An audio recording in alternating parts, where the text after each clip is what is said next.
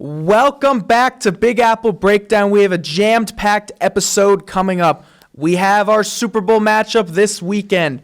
A wild, wild NBA weekend with more to come with the NBA trade deadline. And on a personal note, Saturday, February 1st might have been the craziest sports day of my life. Yes, sir. Just like every episode, don't forget to like, comment, subscribe. Look at it all, or go to all of our social media pages and follow us and like our content. All right, so I want to start off with February 1st, 2025, a day I will never forget for the rest of my life. That day I went to see John Calipari's return to Kentucky. And honestly, I want to talk about this a little bit. I'm kind of happy he won because I feel like Kentucky fans were booing him for no reason when he's done a lot for the program. I feel like they don't appreciate him. And, we were talking about this a lot, and it's like he did so much here. He brought all this great talent here, and, yeah, I get it. The last couple of years haven't been that great, but, he did so much for this community and for this team. I don't get why you boo him. Mm-hmm. So that I had planned going into. Then the shock happened. So New York sports fans, Giants fans were like this. So I was leaving the arena, and I was with Cooper, our buddy, and we go out, and so we knew Ray Davis was at the game. Bills running back went to Kentucky. So Cooper's like, we go out, and Cooper's like, oh my God, that's Ray Davis. And I'm like, oh my God, that's Wan'Dale Robinson. So I go up to Wan'Dale Robinson. He loves that I'm a Giants fan. He's dapping me up. We take a picture, and he told me some pretty interesting things about possible quarterbacks. I'm not gonna say it on air, but text me individually if you want to know. Were you pressing him or? No, okay, I'll say it. So I went up to him, and I'm like, yo, I'm a Giants fan. Let's get a picture. And then we take the picture. He daps me up, and I'm like, I mean, we could even edit the picture in here if we want later. Yeah. But I go, Wan'Dale, we want Shadur, right? He's like, and then he answered me, and then we were I was actually talking to him, and then I was like, then I said Cam Ward or Shadur, and I'll say this part. He's like, that's up to Joe. I'll tell that part of the conversation to Joe Shane, the GM. But it was really cool. It was super cool. Really, that is sick. That's really awesome. He could have just told me to score him when he was actually talking to me. Really cool dude. And I felt like I was already talking to a peer. He was really nice to me. That picture of him, he looked so happy. Yeah, but it also kind of surprised me. He looked kind of small. Oh, you're bigger than him. I'm bigger than him. Yeah, height wise, I'm short. Yeah, I'm 5'9", maybe. Short. I'm short. And then he's he literally looks 5'8". He's 160. I'm way bigger than him. Yeah. And my brother said. He's like, I would have no idea that's an NFL player if I didn't know who he was. You would have no idea. He looked like he fit right in with the college crowd, honestly. Yeah, I mean, that's why I think he probably thought it was cool that I knew who he was. Okay, and then later that night, we obviously had a special about this, but just this trade of Luka Doncic to the Lakers for Anthony Davis is still the craziest thing ever. And just seeing it play out with pictures of him and LeBron, still wild to see. And, obviously I'm a Laker fan, so this was a day I'll just never forget in general. It was just an awesome day. It was just shocking. Our first reaction was, oh, Shams got hacked. It was insane. Yeah, it was insane. It was just a sports moment. I think, all sports fans will remember where they were when they found that trade out. And it's just crazy seeing Luka in Laker stuff with LeBron James, and he's going to make his debut Saturday, which I cannot wait for. Yeah. But... okay, now let's get into the Super Bowl. So the Super Bowl's here. I mean, it may not feel like it, to be honest with you. So, do you feel like the Super Bowl's, the media's not really hyping it up? I feel like all the talk's the NBA right now. I feel like it's definitely getting overshadowed by the NBA, especially with once the NFL added the 17th game, then that pushes the Super Bowl back right in line with the NBA trade deadline. I don't think it's good. So I don't think that's good, but also it just doesn't feel like it has the same hype and lead up as it did 2 years ago. I think some of it has to do with the matchup. People are fatigued from the Chiefs, and if you're not a Philly fan, you don't like Philly. Mm-hmm. So a lot of people are tired of it. But there's so many great storylines, with the three-peat, legacies. But also I think we get a little bit too caught up in legacies and less about the game also. Well, I think, this conversations you've had with these teams, we've had for years. The Eagles were saying it 2 years ago. Obviously, they had Saquon Barkley. That's a new factor in this. But with the Chiefs, we've been having the same, like, the X's and O's about the Chiefs. We've really been having the same conversation for years now. And I think you're right. I think America's not, I mean, everyone's going to watch Super Bowl. It's the biggest sporting event in America every year. But, like, they're not, like, it's not something you're talking about as much on Monday and Tuesday in the work office or the school environment, I think. Like, a lot of this conversation has died down a little, I feel like, because we talked, like, not just, like, us on this podcast, people in general, we talked about all this last week, like, oh, this is a great matchup. And then you let it linger too much. Like, 2 weeks is a lot. It's a long time. Like, I listened to something today where it was on WFAN, Sal, and I don't know the other guy's name, but they were saying when your team's in it, it's nice because you get to, like, soak it all in and everything. But when your team's, and I've never had my team in it, so I wouldn't know. But when your team's not in it, you're like, oh, let's just get to the game already, because it feels like the season's already ended almost, and you're just going to play this last game out.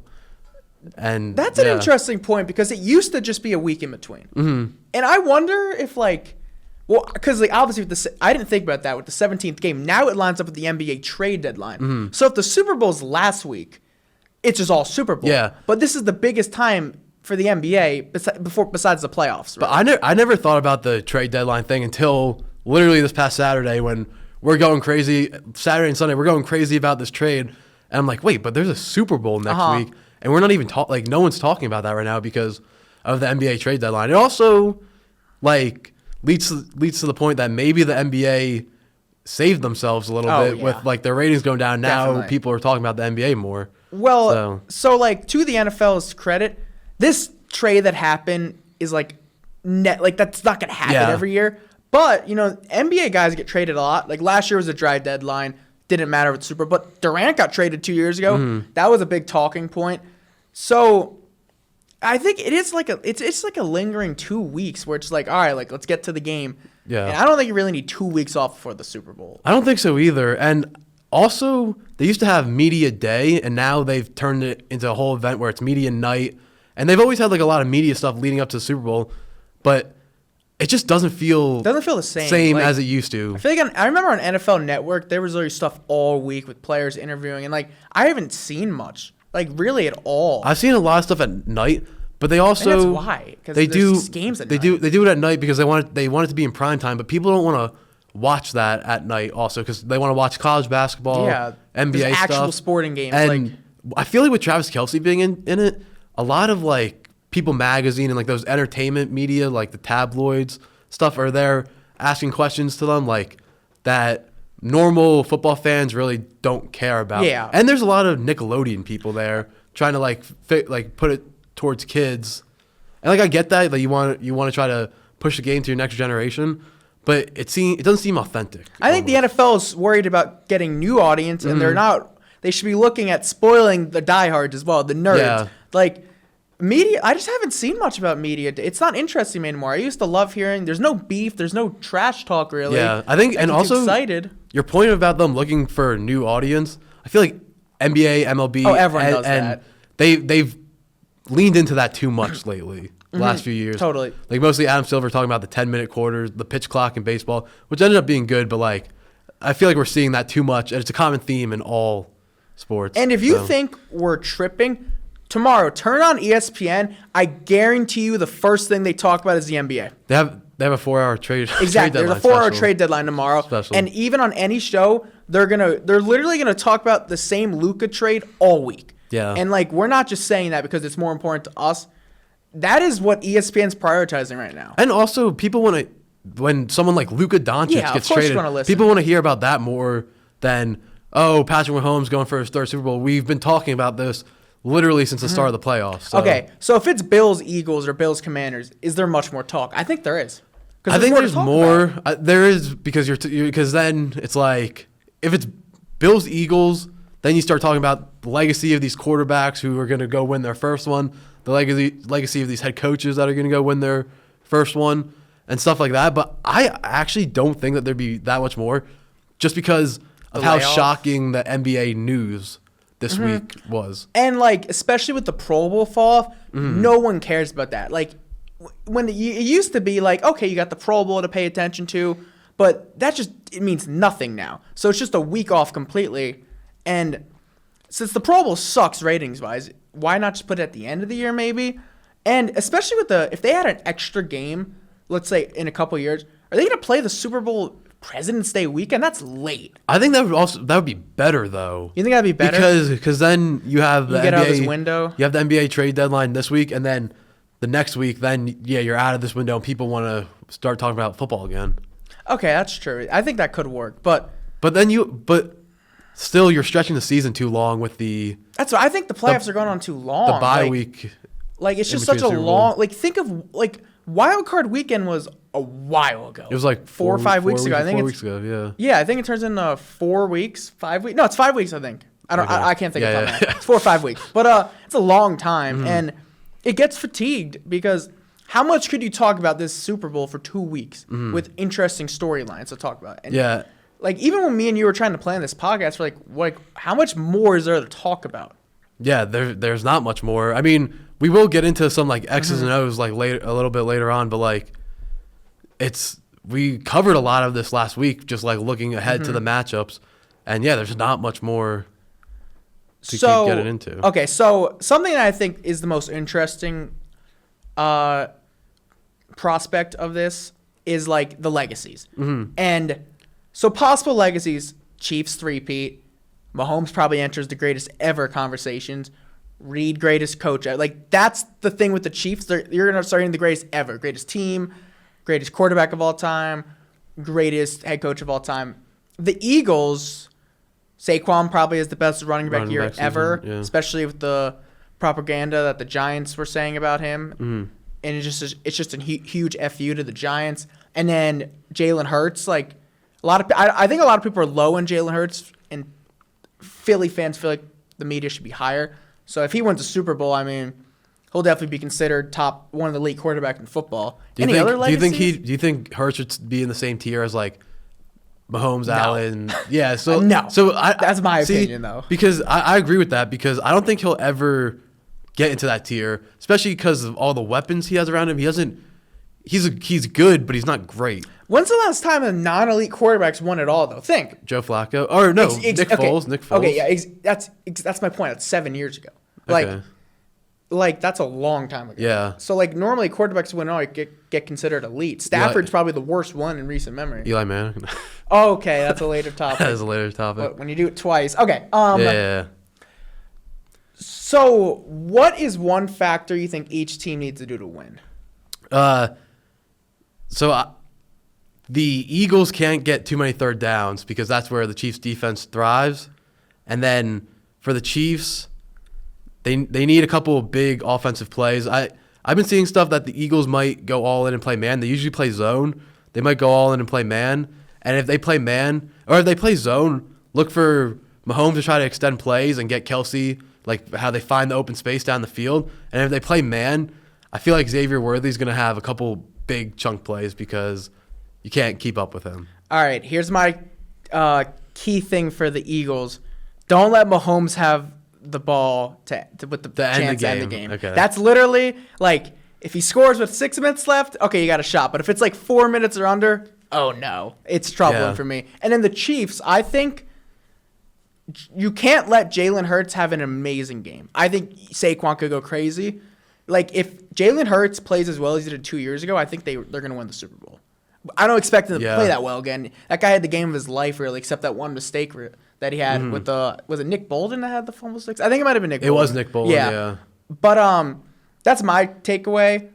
I do have a feeling this game's going to be close, though. I think it's going to be really close. And I think it might follow the trend of past Chiefs Super Bowls where they go down 10 and then Mahomes they come back. That's just the thing. Like, the Eagles, like, there's no way to feel comfortable no matter at any point in the game unless you're up 30, pretty much. Yeah, like how the Bucs won that one Super Bowl. But, yeah, no, I agree.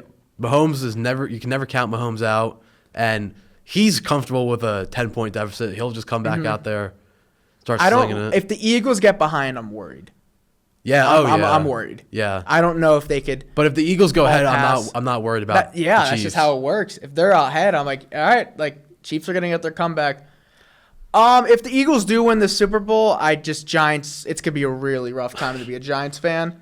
like an all-time low. You're gonna see the team you can't stand win it all. You're gonna see Saquon celebrating. It's gonna suck as a Giants fan if the Eagles win it all. I saw that Daniel Jones is gonna be in Saquon's box. Whatever. Daniel Jones is a backup, career backup. But let's get into a voicemail. Yes, sir. Hi, this is Chris from Rochester. I have 2 questions for you. One, what is your go-to food for the Super Bowl? And what is the worst food you eat at Super Bowl parties? Now, I do have a question also about prop bets. Every year, the prop bet I do that always seems to hit is the over on number of people to throw passes. It's always at 2.5.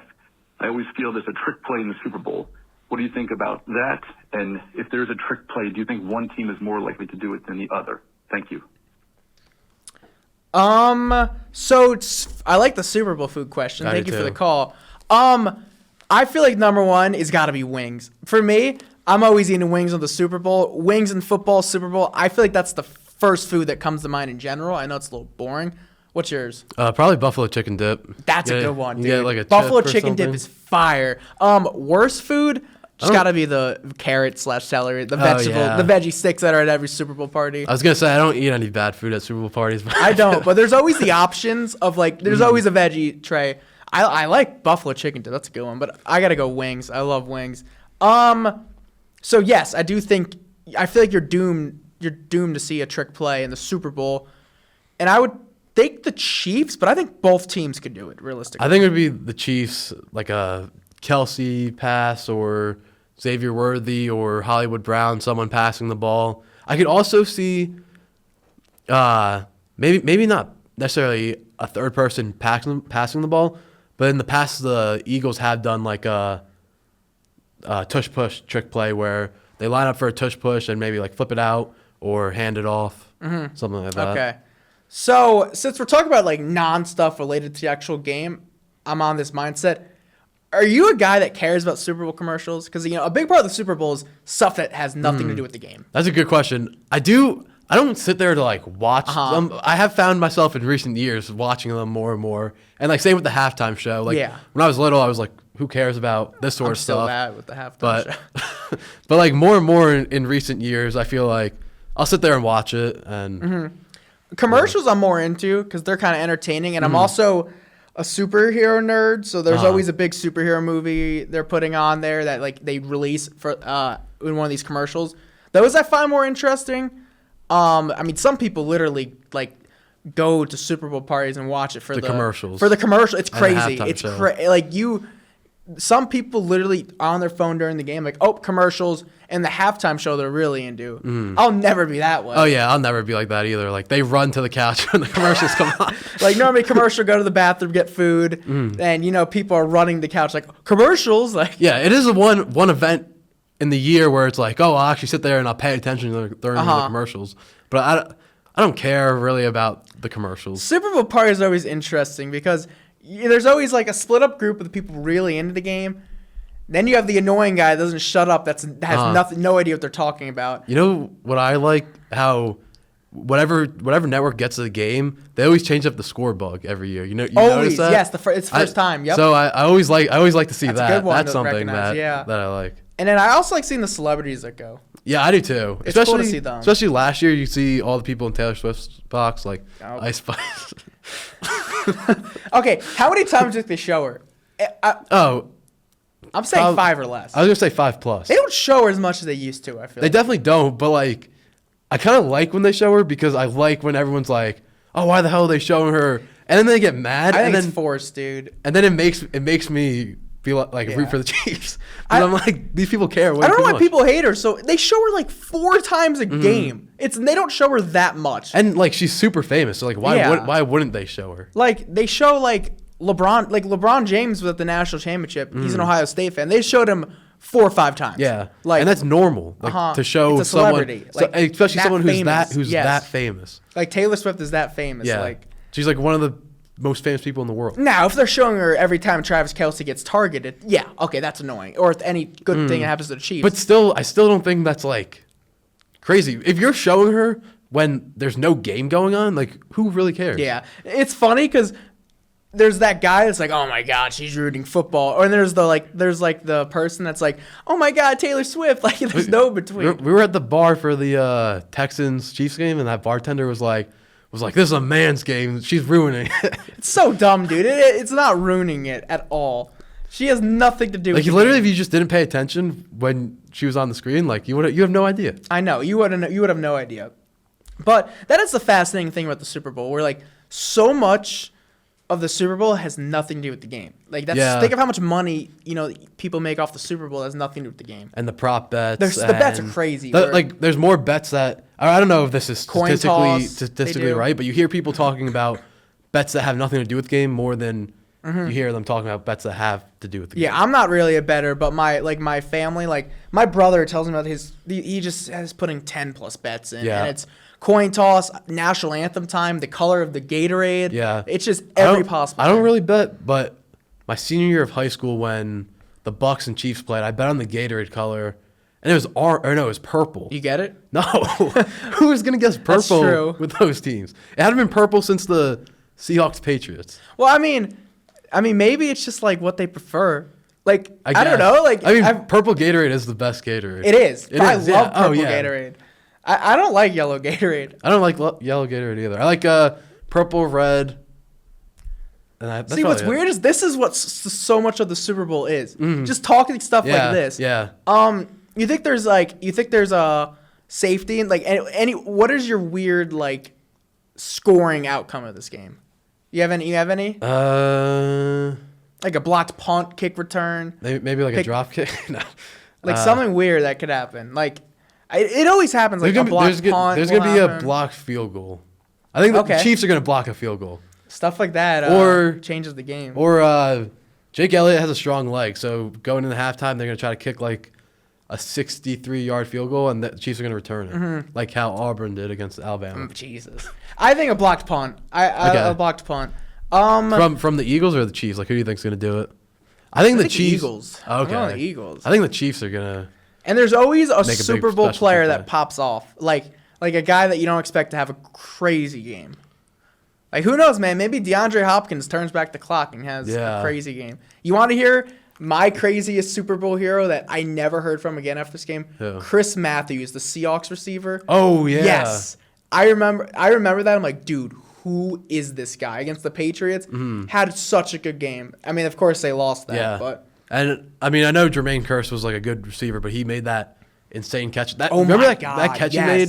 It reminded I rewatched me. that Super Bowl highlight. It reminded me of how the Giants won the Tyree. Super Bowl. I Like, thought they were gonna win both it. those two big catches where it's like you needed a big play and it was just a miraculous play. Well, I remember because that would have been Brady's third Super Bowl loss. It would have been his third straight, and they were saying first David Tyree, then Mario Manningham, now this, and then that twist was nuts. yeah, and then that led to what, 3 more Super Bowls with the Patriots?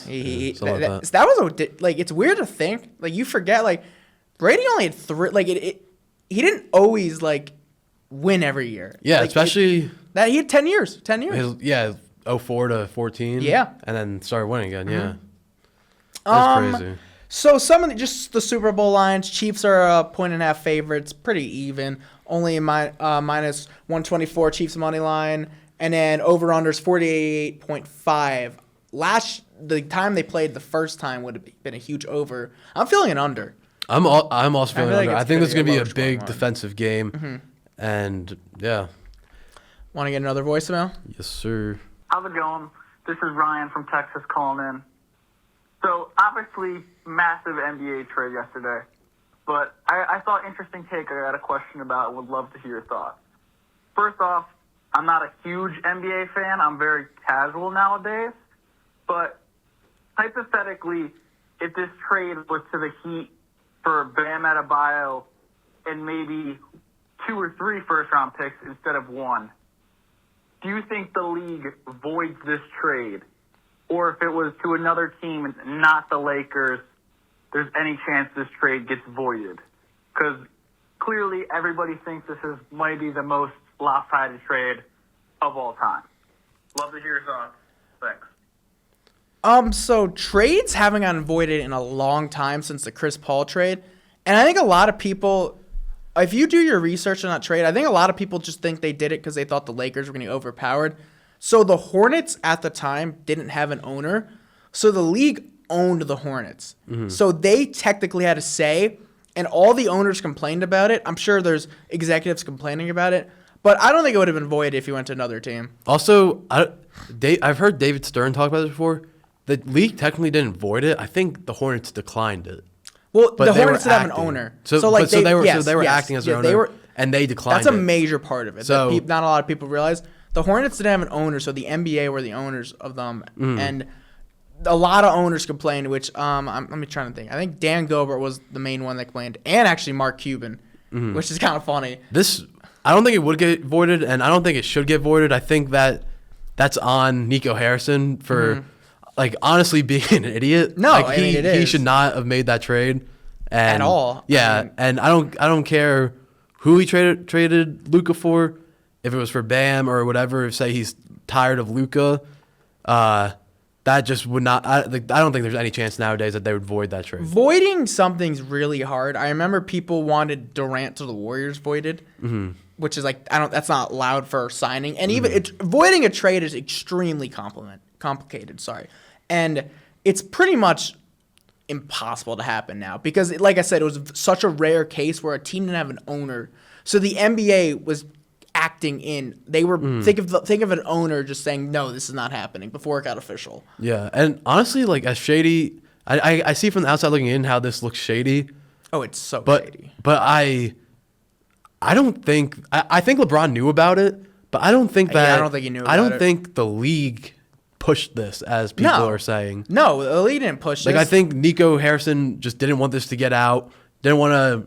That's exactly what it was. Didn't want Luka to get upset or whatever. He just wanted this to happen swiftly and quickly, and that's why he went to his good friend Rob Pelinka and hammered out this trade. And it seems like Pelinka maybe also. It seems like Harrison had these concerns about Luka's drinking, I guess, and he used it his against eating, him. and Pelinka used it against him. Said, yeah, supposedly there were more picks in it in the beginning, and Dalton Connect. and as Dalton well. Connect, okay. And Pelinka was like, yeah, but he's got this drinking problem, and he has an eating habit problem. This is such a big risk for us to take on. He also used because it's illegal for him to contact his agent because he wasn't on the team, and he used the fact, I don't know if he's going to re-sign as part of it too. So Pelinka just played this off like a genius. Yeah. What I can't even fathom it, but the Mavericks legitimately believe they have a better chance winning without Luka. That's what happened. It sounds crazy. I know. I do not agree with it at all, but that's what happened. And it's going to be something we're going to be questioning in the history books of the league just for years and years we're going to be questioning ago. this forever. Especially if the Luka Lakers works well. And I mean, the only way, even if the Mavs won a championship within the next 3-4 years, because that's what they're thinking. They legit think they have a better chance of winning now, which I think is nuts. I honestly think Luka could never play another second in the NBA, and this is still a bad trade for the Mavs because they could have gotten that other first round pick. Yeah. Still could have gotten that other first round pick. That's just the crazy part. They could have gotten more from the Lakers, and it does it's just the league wide thinking is it's just crazy. The Lakers only had this chance, and I mean this trade. When I saw this, it literally feels like when you're watching a movie or show where you're literally left speechless at the end of the movie or the end of the season of the show, and you're like, oh my God, that did not just happen. Yeah. And it's just still stunning. Just one of the craziest moves in sports history. And we're actually going to give a ranking later on. But there's other stuff around the NBA going on. And so if we recorded this episode yesterday, me and you would have been convinced Kevin Durant was going back to the Warriors. That's dead now. And he said he didn't want to go back. So I want to hear your thinking on that. Do you agree that he doesn't do you agree with this thinking that he should not go back? So I'm definitely a big KD hater just because of the way things happen in Brooklyn. I put more of that blame on Kevin Durant than Kyrie, even though other people would probably do the opposite. I think Kevin Durant's one of the softest superstars in the NBA. I think his ego is just permanently bruised ever since the way things ended in Golden State and he's just soft, and he needs to move on and realize that he's not going to win anything in Phoenix, and maybe the Warriors would give him a better chance to go win something, or just go back to the Warriors, and like that could be where his legacy lives. So you were saying that. The entire time I saw this, I thought there's no way KD would want to do this, because the way it ended was horribly, by the way. The fans kind of just said we didn't need you, which is a big part. And Draymond Green literally, they got a huge argument, called him the B word a couple times. This is literally middle of the game, and said, "We don't need you. We won without you. We'll win without you again. Leave." And Durant Durant is the most sensitive superstar I've seen in any sport. You really think he's gonna forgive that? And he knows how much crap he got, and how everyone thinks he only could win with the Warriors. It would be such a lose-lose, because I don't think the Warriors are a championship team even with him. So if they just lost, it wouldn't look good. If they won, people would say the same thing they did in 2017 and 2018. I think the whole Warriors fans being like, we don't need you, we never needed you, it's just them being spoiled. I think at this point, him going back to the Warriors, him either going back to the Warriors or OKC would be the best move for his career, because especially the Warriors, like that's where he should like want his legacy to lie. That's where he won titles. He seems almost like he's trying to erase that, and if he erases that, he erases his legacy besides the MVP. I just think a lot of people are sick of the Durant moving teams every 2 years, changing, getting super teams. Brooklyn, he got all the stars he wanted. Yeah. Phoenix, even they got Bradley Beal like he wanted. He wants Jimmy Butler, but Bradley Beal is a no trade clause, so I don't think that's gonna happen. And honestly, I think with the Warriors, because of the Warriors dynasty, teams don't want to help them now, and players don't want to go there.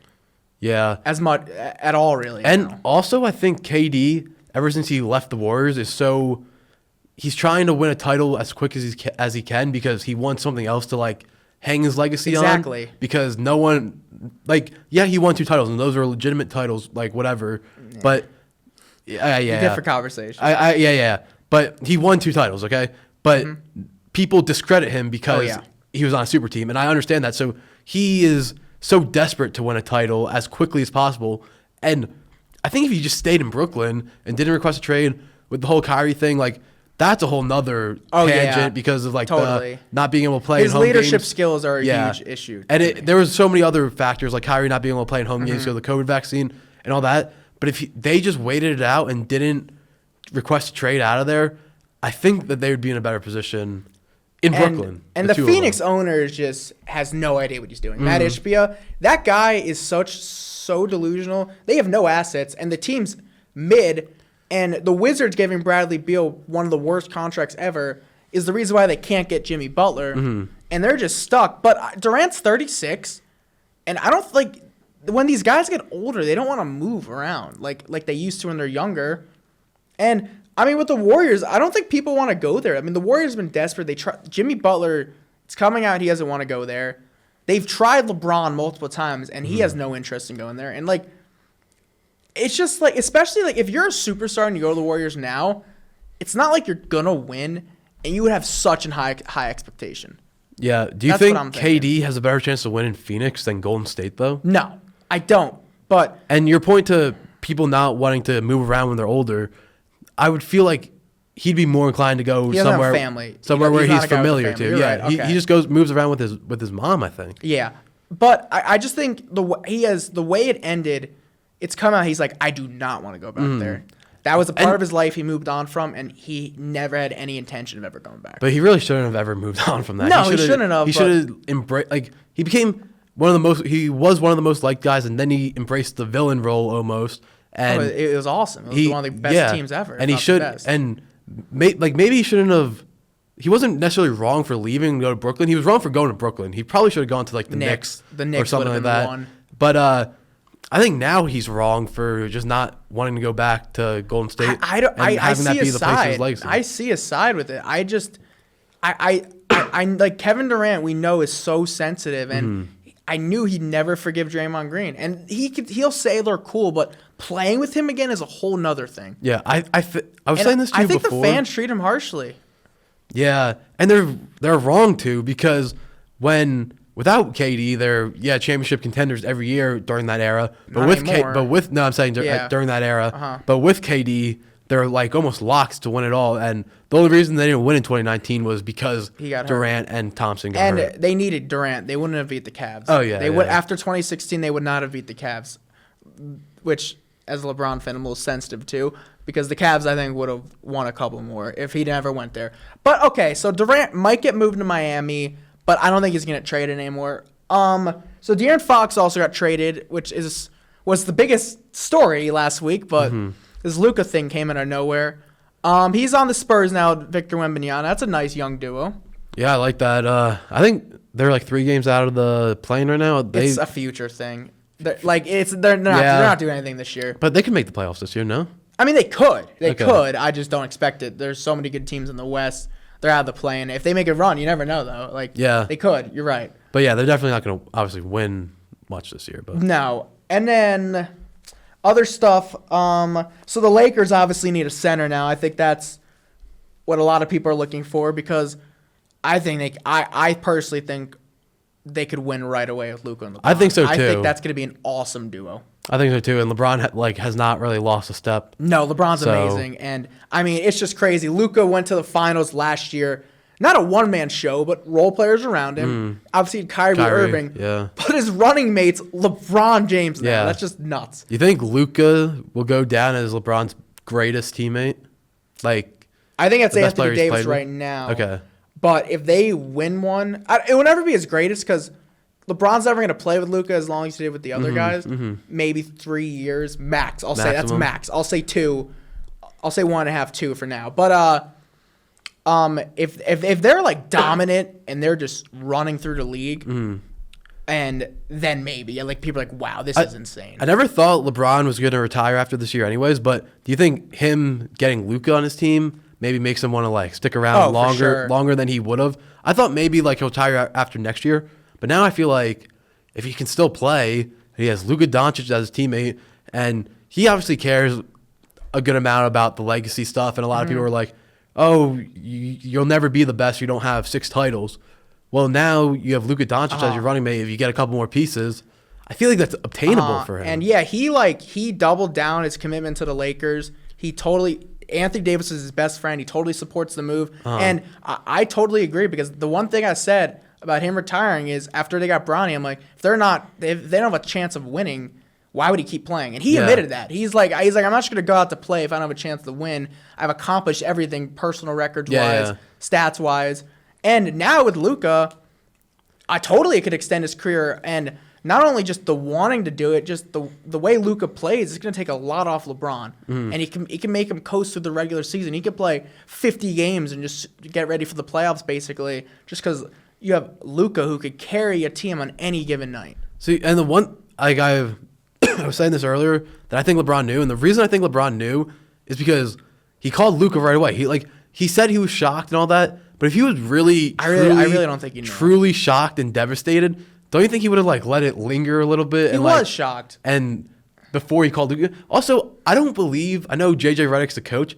I don't believe that they're telling JJ Redick before they tell LeBron. That's crazy. Unless they're really, we're focused on our next era post LeBron. They are. But then they're almost. But I don't know. Okay, so the one thing why I think he might have known is, so 48 hours before the trade, Rob Pelinka told Rich Paul, who's Anthony Davis' agent, who of course is one of LeBron's best friends and his age as well.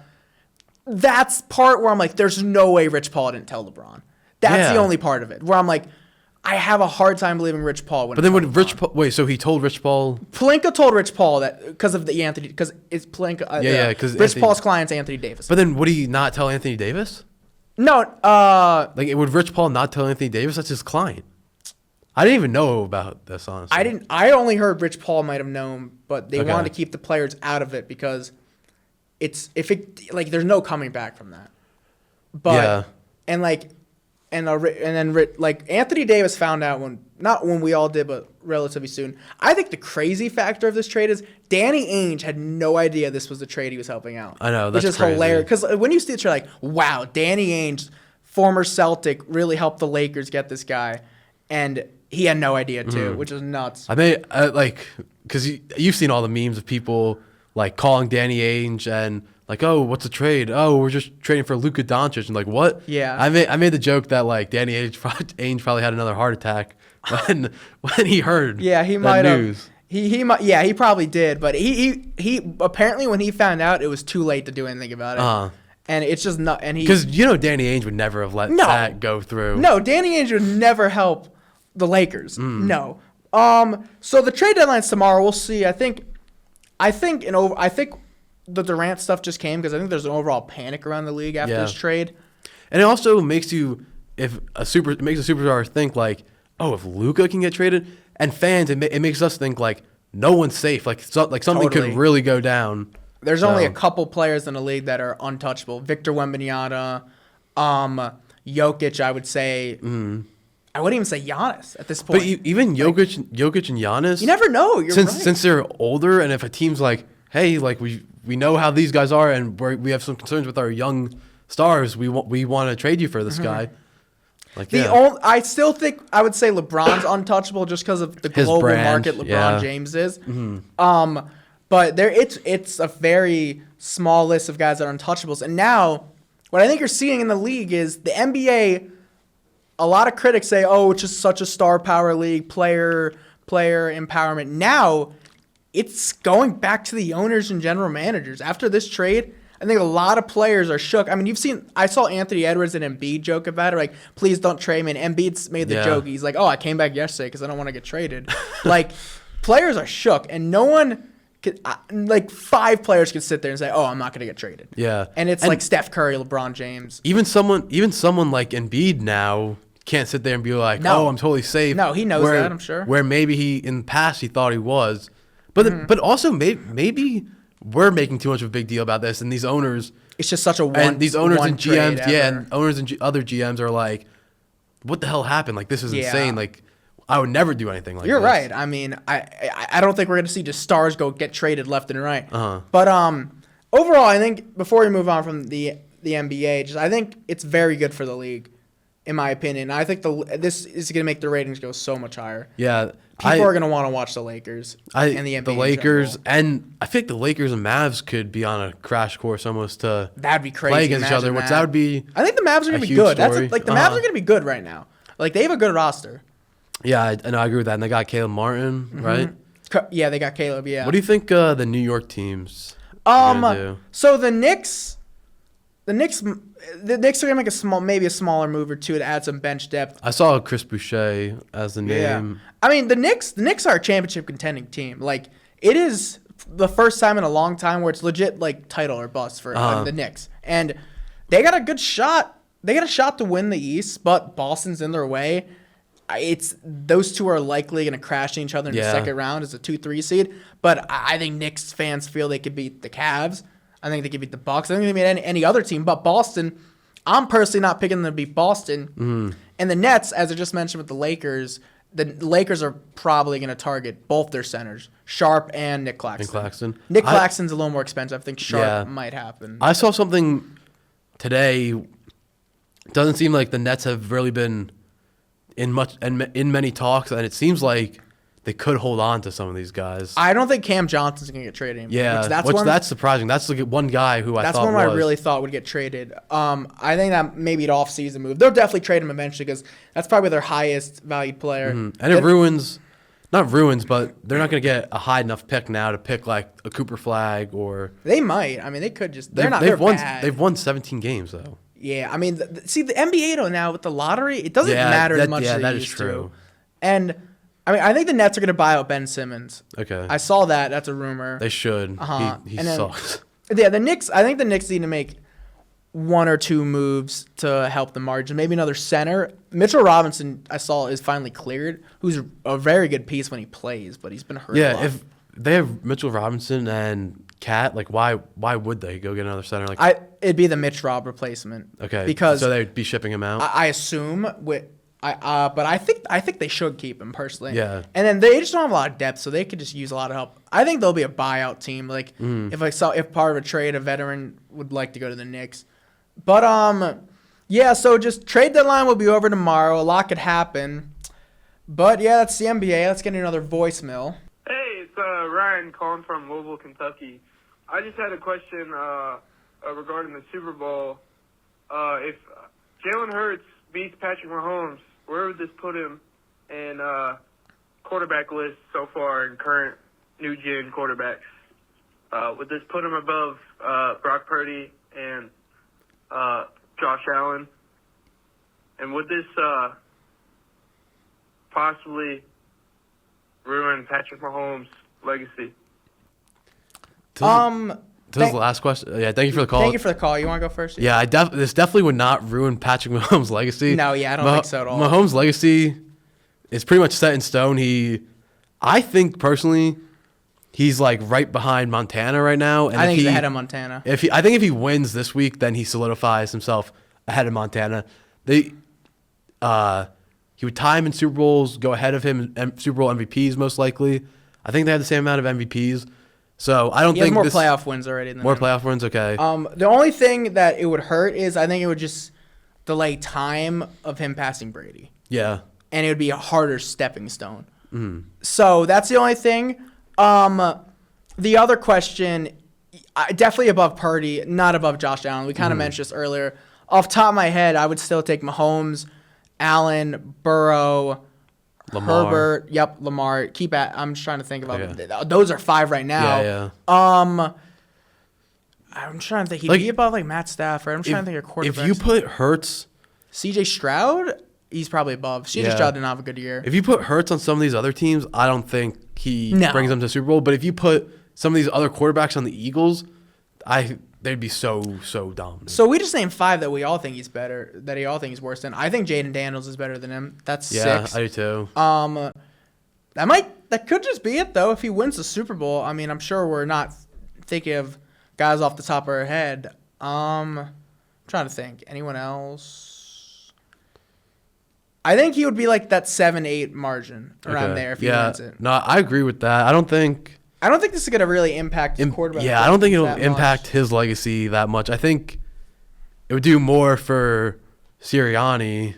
I think Sirianni would help his case a lot. And obviously winning a Super Bowl like that. Yeah, you has go a down in massive history as a case, Super yeah. Bowl winning quarterback. Like no one can ever take that away from you. There's a coveted or it's like select few guys that can say that. So. So now we have a fun little topic. Since such a stunning trade happened, we're gonna each give a top 5 craziest sports trades ever. You want me to go first? I can give my list first. Yeah, you can. We have different because I've did more of history trades. Yeah, and I did more like personal. Yeah, our trades, lifetime. Yeah, trades that shocked me as like a New York sports fan, and I have That's one good. that's not a New York one. Okay, so my number 5, I have Shaquille O'Neal getting traded to the Heat. This broke up one of the great duos in NBA history, if not the greatest duo ever. They were so dominant together, however, they cannot get along, Kobe and Shaq. And the Lakers chose Kobe over Shaq and sent him in the Heat. And both of them won 1 championship after, but they obviously... Actually, Kobe won 2. Sorry about that. But splitting up one of the great duos ever. My number 4, we got our New York sports one. Alex Rodriguez when he got traded to the Yankees. So the Red Sox had an agreement with him. And if you remember the year before, it was when the Yankees beat the Red Sox in ALCS, the walk-off of Boone. Red Sox had a deal with him. I'm pretty sure A-Rod agreed to restructure the contract. And the players' union stepped in to stop it because it was bad for the league that A-Rod was going to forfeit money. Yes, and they didn't like that. So the trade fell apart. Yankees step in, get A-Rod, and people legitimately thought the sport was going to be unfair. A-Rod was great with the Yankees, but it didn't lead to the titles that some people thought. And people think the sport's going to be unfair now. With the Dodgers, yeah. I mean, and with the Chiefs win, I think people are going to think that way. No, so I meant with the Dodgers. Oh, the Dodgers right now. Yeah, Yeah. that's this. But with baseball, I think of just I think of the Yankees dynasty with the Chiefs because that's the last kind of the Yankees kind of last dynasty. Yeah. So this trade was wild, and then so my third one, the old heads will like this one. Herschel Walker traded to the Vikings which led to the Cowboys dynasty. They drafted Emmitt Smith, one of those picks. I believe it was 3 first-round picks and 3 second-round picks for a running back who only played 2 seasons with them and only had never more than 1,000 yards. Just think of how much that is in the NFL now. Yeah. And the crazy part is I did some research. This was viewed as a bad trade for the Cowboys at the time. Like when they That's first, crazy. Right? And I feel like in the NFL, even star players, it's been more as of late, but I feel like some of these guys get traded for like a 4th-round pick or like a 5th-round pick. It's a different time back Yeah. then. It was such a, and then this trade just aged horribly. The Cowboys got so many players, a lot of players that were on those dynasty teams in the 90s for a while, and it's known as the worst trade in NFL history. Okay, my number 2. Over 100 years ago, yes, Babe Ruth gets traded to the Yankees for $115,000. Babe Ruth, one of the great baseball players ever, helped the Yankees win many World Series, and it started the curse of the Bambino for the Boston Red Sox. Probably the most famous trade in sports history. And my number 1 most biggest sports trades ever, Luka Doncic to the Lakers last week. This trade is just stunning, and I don't think I'm over-exaggerating by calling this the craziest trade in sports history. A 25-year-old generational superstar got traded out of the blue to an organization that is known to have stars that get stars all the time, and which leads them to win championships. And I think this will age as one of the worst trades ever. And it's not just a sports moment. It's like one of those moments in life. Yep. Where like we will forever know where we were when that happened. Like actual news outlets were posting this. I saw literally a politic like Twitter account posted. I'm like, dude, wow, like this is going everywhere. Insane. All right. So my list. Some of these are shocking, but most of these are just like the biggest, like the most exciting trades I've witnessed. So first I have Juan Soto to the Yankees. This was right after, or a couple years after he'd gotten traded to the Padres. I remember when the Nationals sent him to the Padres, I was looking at the internet looking for like Soto to Yankees rumors. I knew it wasn't going to happen, but I was just like trying to get myself excited, being like, come on, like this has to happen. And then he got traded to the Padres. I was upset about that. And then it started to come back that offseason. Juan Soto is going to get traded to the Yankees. We don't know what's going to happen, but it's going to happen. And we were at a party that night, right? Yes, we were. And that's when the news broke. And he gave me the best Yankee season that I've seen since 2009. Yeah. So it's sad, and I really hate him now that he left and went to the Mets, but I do love all like the memories that he gave me this past year. The trade all was awesome. It was. It was really cool that we got him. It was a fun season. Yeah, it was a great year. My next one is James Harden to the Nets. I remember I really thought that he was going to get traded to Philly, and a lot of this comes on the tail end of, I mean, the Nets had gotten KD and Kyrie like over a year before this, but as a Nets fan, I'm like, why do these guys want to come play for my team and not Brooklyn the Knicks? Nets. Yeah, and I'm like, this is so crazy that they're choosing the Nets over the Knicks, and so I put this on here just because like it was a super exciting time to be a basketball fan. And then my next one is Paul George to the Clippers. Paul George had signed his extension with OKC a year prior. It seemed like he was going to go sign with the Clippers or the Lakers that offseason. And then Dame hit that shot against him in the playoffs. And Kawhi Leonard was on his tour of teams that he was going to sign with. It was between the Clippers, Lakers, and Raptors. And That got them both. yeah, he ultimately chose the Clippers, but it was kind of like contingent on them trading for another superstar, and they traded for Paul George like in the middle of the night, kind of out of nowhere, and that was shocking to everyone. I remember 2:30 in the morning. Yeah, I remember I was awake. I had to have been in. I think I was a. You're going to your junior year. I was going to my sophomore Yeah, junior year in high school, and I remember I was in my room. It came out of nowhere on my phone. I went in my brother's room and woke him up. Or he might have been awake, but I think I might have woken him up to tell him what happened. And then my second one, I kind of tie these two together. It's KD and Kyrie getting traded away from the Nets. Kind of ties into the James Harden thing where I'm like, these superstars chose my team, and this kind of made me fall out of love with basketball in the NBA. Kyrie had kind of been getting kicked around almost by the Nets ownership and Sean Marks. And I understood from his perspective that it was the best move to make. But he grew up a Nets fan. He always wanted to play for the Nets. And the decision of KD and Kyrie to go to the Nets was Kyrie's decision. And it was just really sad to me that he almost kind of got pushed out there a little bit. He did. And, yeah. So that kind of made me stop paying attention to the Nets as much as I used to because, I don't know, it's just kind of sad to not be able to watch them. My last one, and this goes with kind of like, you remember where you were when you saw this. I remember where I was when I saw this announcement. Aaron Rodgers to the Jets. There were all these rumors and stuff, but it all came to fruition when he went on the Pat McAfee show, and they were like, okay, so what do you want to do next year? And he's like, well, I made it clear to everyone that I plan on playing football next year, and I plan on playing for the New York Jets. It reminded me almost as like a Walmart version of the LeBron decision, and obviously the trade didn't actually get done for like another month or so, but people were making jokes. And I don't know, I think Aaron Rodgers might have actually said this, that he went into the dark and came out of the dark and saw himself winning a Super Bowl with the New York Jets, which that got you excited. That got me so excited, and it's just delusional of me to get excited for that. But no, all those moves I remember. The Durant one, the part I remember is when he requested the trade and the NBA world blew up because it took a while for him to actually get traded because he played half the year with Brooklyn. So with the Paul George trade, if you want to look at how much you could get off a superstar, look at how much the Thunder got off that trade. Exactly. And compare it to the Mavericks return. You remember, wait, this isn't a shocking trade. Do you remember when the Yankees traded for Chase Headley?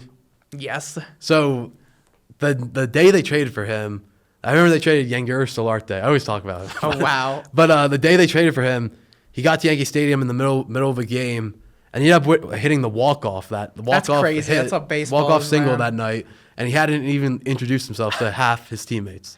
That's wild. I wanted to put that on here, but you couldn't. Yeah. But I couldn't. That's not a shocking trade or anything. Let's get another voicemail. Okay. Hey, it's Sammy calling from Lexington. I have a question about the recent trade regarding the Lakers and Mavs. Do you think the Lakers have a chance making it to the finals with Luka? And how does this affect LeBron's legacy? So thank you for the call. The Lakers, if they add a center by tomorrow, or by the time your list is, they might have already added a center. I think they definitely can make the finals this year. Luka and LeBron duo is going to be really fun to watch. And I think this really could only positively affect LeBron's legacy because LeBron's legacy can't be negatively affected at this point of his career. Yeah, he's 4 that years stopped old. after 2016.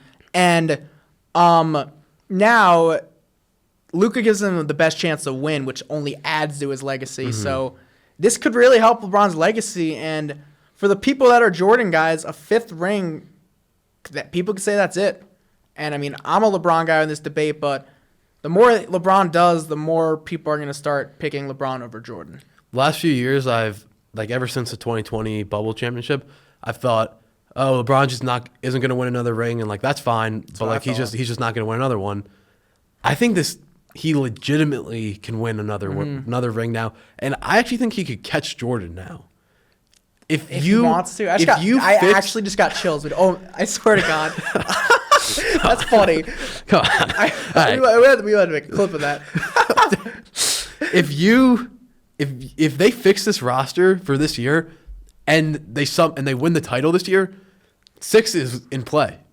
That's crazy to think right? about. I got to get 5 first before I could think of 6. But you're right. I mean, if he wants, he could play it for another 5 years if he wants. He won't do that. Yeah. I don't think he's going to do it. I think he has 3 more years. If him and Luka work out that well together. What is he, 40 right now or 41? He's 40. Okay. So this is age 40 of the season. So he won't be 41 until next year.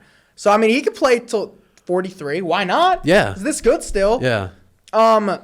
Yeah, I mean, if he, it hit me, because ever since the Russell Westbrook deal, I haven't thought LeBron can win a 5th ring really ever. Even in 2023, They made the Western Conference Finals, but they were a 7 seed, and they got swept by the Nuggets.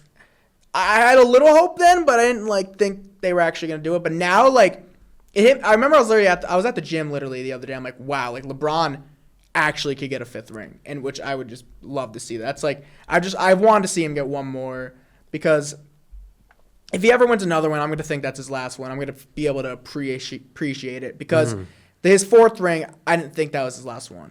I'm not even a big LeBron fan or anything. I don't hate him. I don't hate him at all, and I definitely don't hate him the way some people do. Yeah. But all his Heat titles, I was like, oh, I kind of felt like I was too young. But his Cleveland title, I remember, I was like, you could just feel how the greatness, I don't know, coming off of that, and it was just so cool to see him go back to Cleveland and do that. And I do agree with you, that's where people can stop with the whole his legacy can't go down from here. He did what he wanted to do. Yeah. And no one would blame him if he never wanted to go back to the Cleveland market and go and try to win a title. I mean, the story he had with Cleveland is just maybe the greatest sports story ever.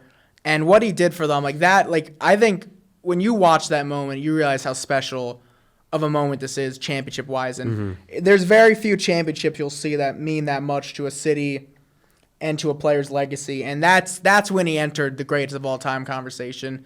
And some people believe that's when he became the greatest of all time, I do. Cleveland could never win anything ever again, but they have LeBron James and they have that title. Well, since I guess we'll mention this now, because a star just asked out of Cleveland, Myles Garrett, in the NFL, and LeBron chose Cleveland. That doesn't happen. He chose to go back there after he left. After an athlete got more hate ever to this day for leaving a city, and he went back because he wanted to, and he brought a championship there, and he beat a 73-9 team. No one besides the people of Cleveland really blame him for leaving. No, it was just Cleveland. But really. That's the only instance that you'll ever see a superstar choose a small market. You'll never see that. You'll never see someone choose Sacramento or Charlotte, Cleveland, one of those Midwestern, besides Chicago, one of those Midwestern markets, Indiana. You'll never see a superstar choose that. But LeBron chose it.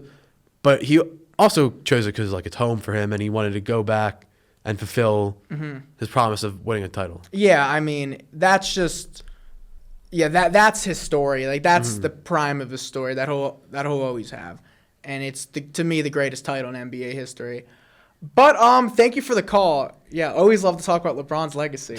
I actually got chills when he said he could catch Jordan. That was crazy. That's insane. So, New York football updates, not much, but so I have Jameis Winston is openly campaigned to be the next Giants quarterback. Whatever. It's just a British quarterback. Whatever. I would want the Giants to get Winston. I mean, hey, if we're gonna tank, let's do it right. Let's have some fun. Winston, Jameis gives some hype speeches. The guy throws bombs, so just throw it up to Malik Neighbors. How much fun? Let's say after week 6 when you're 1-5. How much fun, it's gonna suck. How much fun are you gonna be having? But if Jameis Winston's my quarterback in August, I'm going to that year. We're gonna be 1-6, so might as well just have fun with it. Jameis winning a game every 5 weeks, talking like it's the Super Bowl. We actually do have a voicemail about Jets and Giants quarterbacks. Let's get into that actually. Hey, this is Riley, a local listener here in the Lexington area, and I wanted to call you guys on the Big Apple breakdown to get your guys' opinion on who will be the New York Giants and the New York Jets starting quarterback next year. Just wanted to see who you guys thought would be leading your team next year. Is the Jets going to go back to Rodgers? Are the Giants going to draft somebody? Heck, are the Jets going to draft somebody? So let me know your prediction of who you think will be QB game 1 next year. Thanks. All right, so we're kind of already talking about the Jameis Winston thing. Okay. So you think the Giants also draft someone, or so? If they had Winston, I would assume they're drafting someone. And, okay, so I'm going to think of this question as if I had to put money on this, if I had to put my house on this, Shadur Sanders. If I'm Okay. guessing right now who he may not be. He may not be the week 1 starter, but that will be our quarterback throughout the season. I'm going to go Shadur Sanders. I would go Aaron Rodgers. I think. I'm going Rodgers too. Yeah, I think, and I would also go Shadur for the Giants. Seems like that's just getting lined up perfectly. I think that's what Aaron Glenn might ultimately bring Rodgers in and say, "This is how we're going to do things." And if Rodgers like strays away from that or doesn't completely follow what Aaron Glenn does, I think you got to just like cut ties with him and cut him. But also that brings into the thing of it'd be, say he does like messes up in training camp, goes away on a trip like he did last year.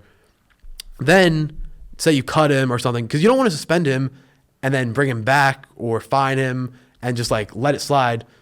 You cut him, then that's just more New York Jets dysfunction of. No, I think if he is being a pain in the ass training camp, just cut him. Just cut him, right? Right away. That's the easiest thing. But that's still, you're going into training camp thinking that this guy's your quarterback, and then that's even more dysfunction because you cut him. See, if he's cut, I think people will stand up there and Glenn. Like, if let's say, like, I think people think it's the right thing for the Jets.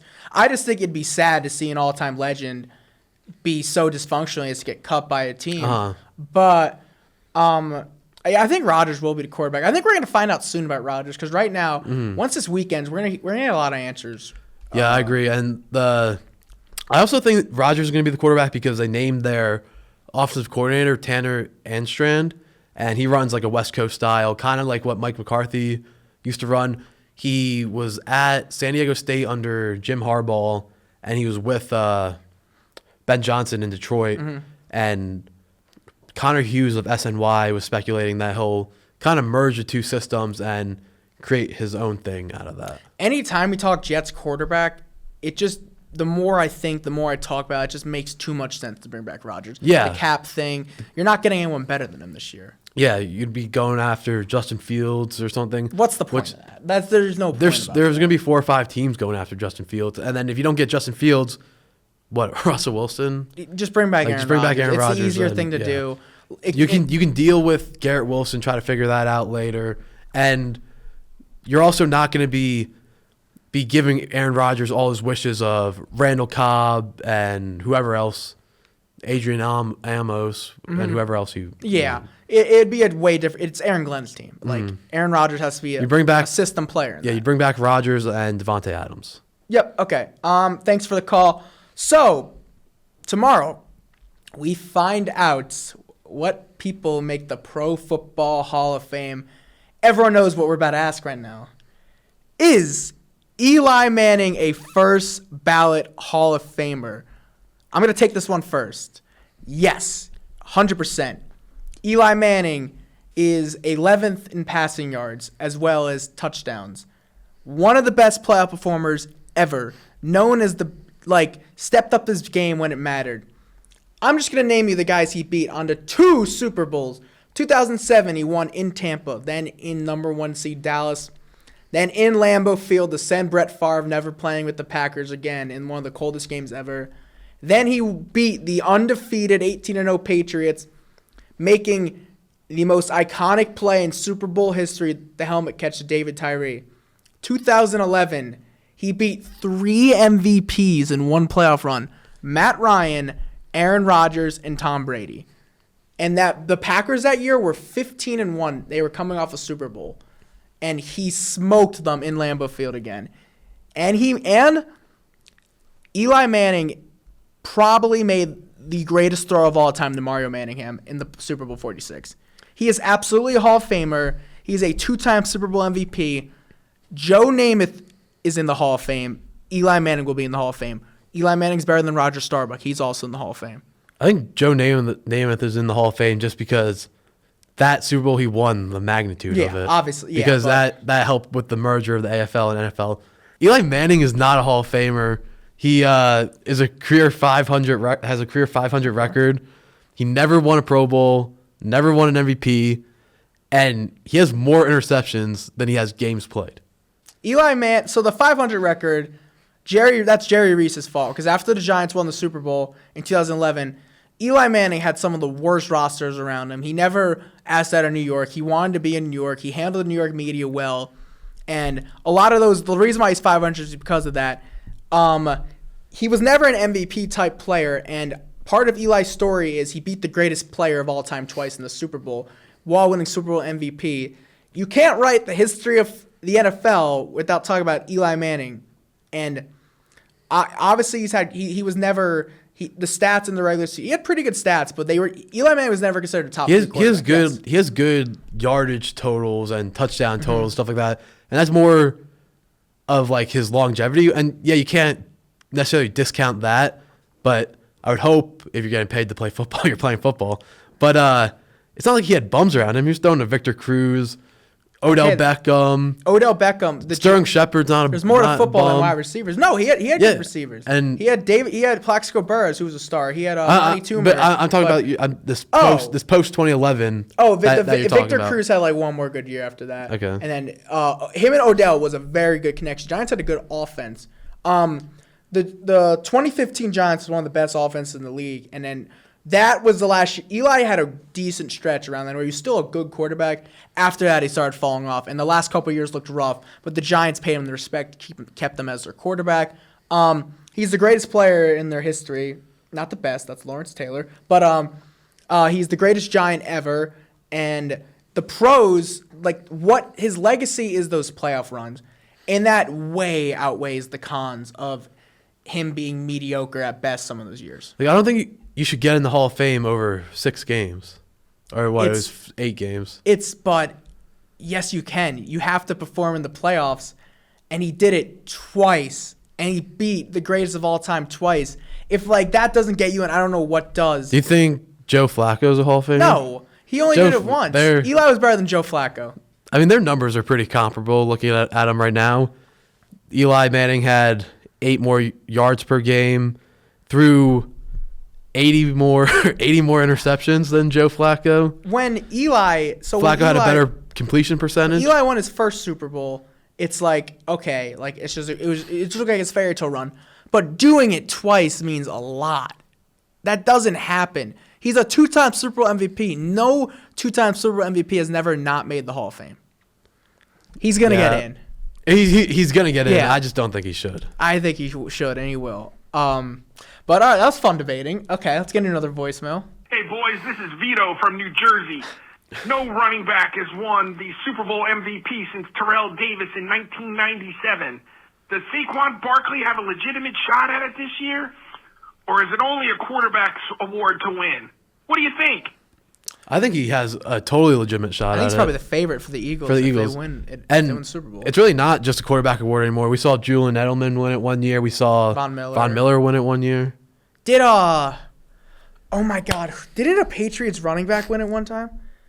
No, it was Julian Edelman. Okay, it wasn't in the Falcons Super Bowl. Okay, you're right. In the Rams Super Bowl. Okay, Julian yeah, Edelman. but definitely defensive players win it. Did a Patriots running back win it? I don't remember off the top of my head. James White, but no, I don't think so. Seahawks middle linebacker won it. I forget what his name was. Malcolm Smith. Yes, he won it. Defensive players win it. Running backs though. I knew there was another defensive player I was missing. Cooper Kupp just won it. Yeah. Cooper Kupp just won it. And if the Eagles win, I would think Saquon would end up winning the MVP just because that's just how they play. Mm-hmm. But yeah, very well likely could happen. I think non-quarterbacks win it more than we think, but we do as fans get caught up in the quarterbacks winning it just because quarterback typically does win it. Mm-hmm. All right, thank you for the call. So, just some other news before we get into our Super Bowl picks. So we mentioned Myles Garrett requested a trade. So Cooper Kupp didn't. I don't think he requested a trade. I think the Rams just said they're going to trade him. So those are 2 guys that are definitely be on the market.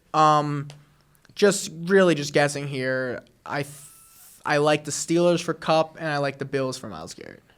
For Myles Garrett, I think it's going to be the Commanders or Detroit. Ooh. Detroit has a lot of money to spend still.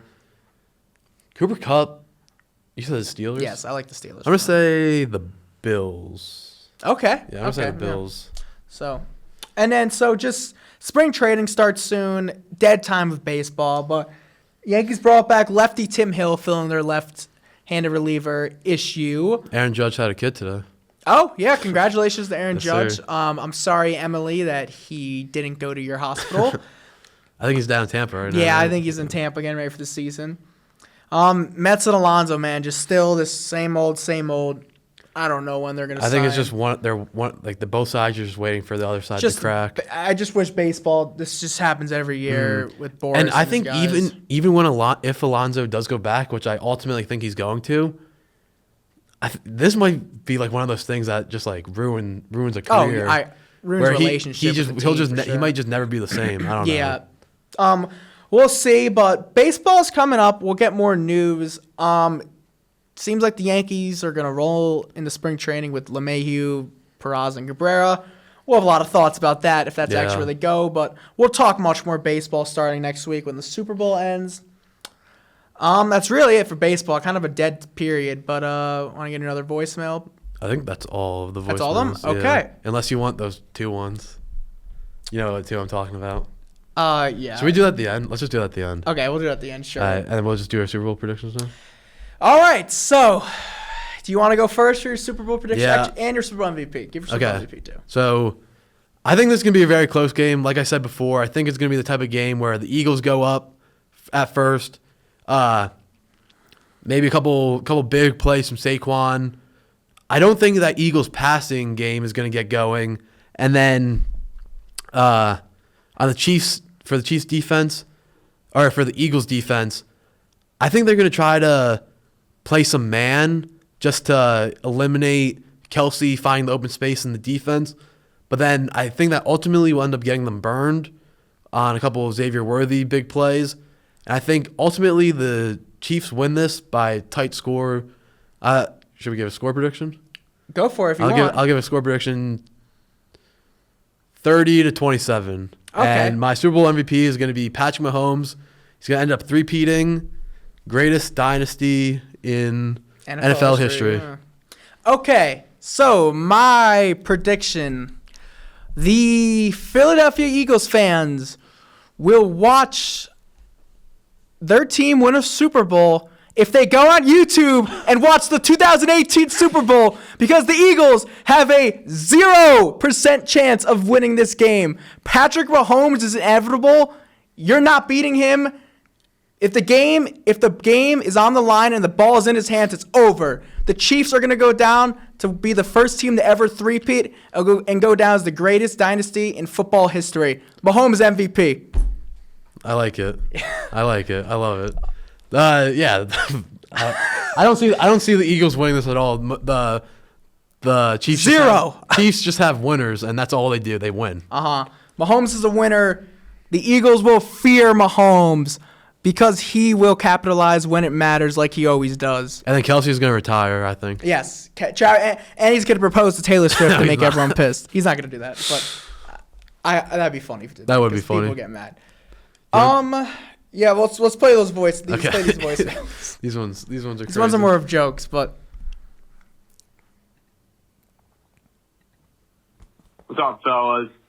This is PGA Lee down in New Orleans, Louisiana, and I just had a question. What your guys' thoughts on this may be? So we saw Brittany Griner just sign a big deal with the Atlanta team in the WNBA. I forgot their name. But I was wondering, does that remind y'all of when LeBron took that weak move to sign with Miami back in 2010? Yeah, just wondering what your thoughts are. Looks like very, very similar moves at the same point in their careers. So let me know what y'all think. If Griner's move to Atlanta is just like LeBron's move to Miami back in the day, both soft. In my opinion. I think the Atlanta team's called the Atlanta Dream. Okay. Don't quote me on that. So, are the Atlanta Dream good?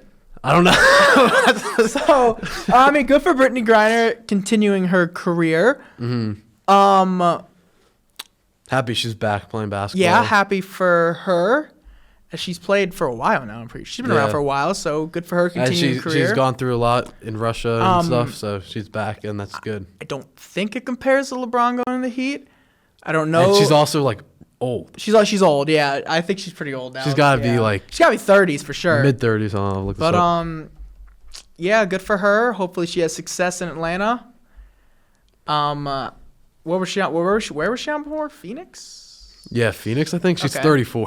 Oh wow, she's older now. Okay, so yep, good for her. Yeah, I agree. That's all I gotta say. All right. And then...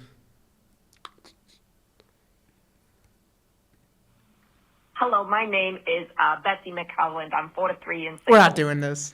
What? Big Apple Stupid. Breakdown, I want All right, fine. That's a good one. We're not doing this one. All right, let's wrap it up Yeah, then. all right. We can just cut this. We'll just wrap up. No, we don't need to cut this. You don't Just need to wrap cut it up. this? All Wrap it right, up. okay. Well, thanks for watching. If you stuck around for those interesting endings, I appreciate it.